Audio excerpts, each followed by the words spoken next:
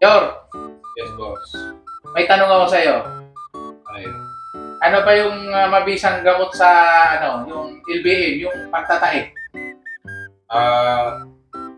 Para sa akin, ang mabisang panlunas o panggamot sa LPF, rekomendado ko, boss, Ano? uminom ka ng tsaa.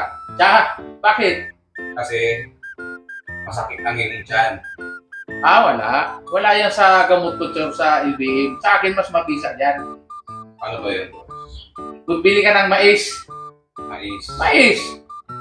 Yung kulay dilaw. Nakakita ka nun, yung mais, yung nilagang mais. Yes, boss. Kulay dilaw. Kainin mo yung mais, di ba? Ikakainin mo yon. Yes. Okay. Pag kinain mo yung dilaw na mais, ano yung matitira doon? Balat. Wala nang palat, binalatan mo na eh. Yung butol, yung gitna, yun ang matitira doon. Di ba? Yung pinagkakapitan ng mais. Oo, boss. Pagkatapos mong kainin yung dilaw na mais, tayo ka. Itutusok mo sa puwit mo yung pinagkainan ng mong mais. Dito po, boss. Oo. Pag So, hindi na lalabas yung tae mo doon. Kasi, ipinasak mo na yung butol doon sa puwit mo. Mabisang gamot yan sa LBM. Di ba? Grabe, no? Oo.